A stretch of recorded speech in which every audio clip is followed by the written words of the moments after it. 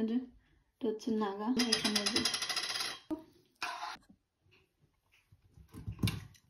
এই রাত বেলাতে হচ্ছে আমার এখন একটু ঝাল করে মুড়ি মাখা খেতে ইচ্ছে করছে।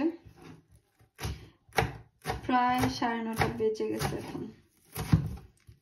কি করব, মনকে তো আর বোঝাতে পারি না, এই উদ্ভট খাবার দাবার আমার চলে আসে মাঝে মাঝে। এটা হচ্ছে নাগা, এটা দিব হাফ। এটা কিন্তু ঝাল নাগা, এটা কিন্তু ধরতে তো ভয় লাগে।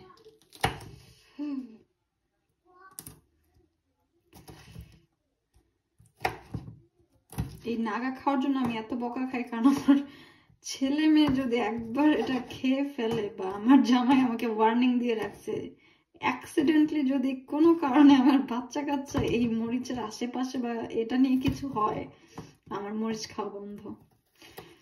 তার জন্য ভয় করে কাটতেও কোথায় আবার উড়ে গিয়ে পড়ে। আবার আমার ছোট ছেলেটা তো নিচ থেকে খাবার দাবার উঠায় টুটায় খায়। একটু লেবু দিব, লেবু দিলে কিন্তু খেতে খুব ভালো লাগে। কেটে নেই লেবুটা, তারপর দিব একটু শসা কুচি। শসাটাও কেটে ফেললাম। সবগুলোকে এখন মিক্স করবো চানাচুর আর মুড়ি দিয়ে। সবগুলোকে বলটাতে নিয়ে নিই।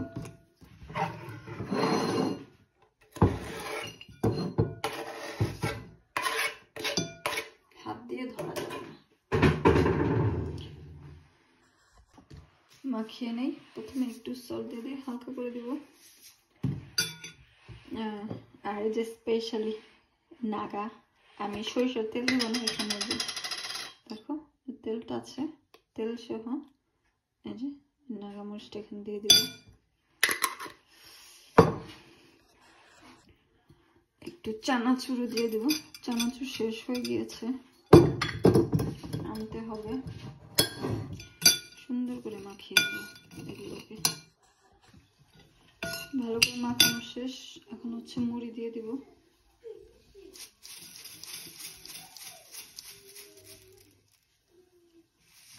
ভালো করে মাখিয়ে নিব।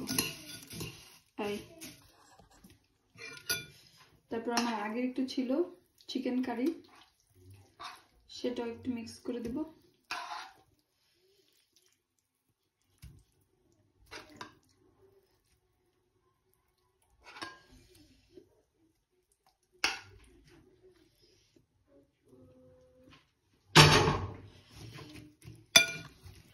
এই মুড়ি মাখা খেলে পাগল হয়ে যাবা তোমরা, স্পেশালি এটা দিয়ে যদি মুড়ি মাখাটা খাও একদম পাগল হয়ে যাবা।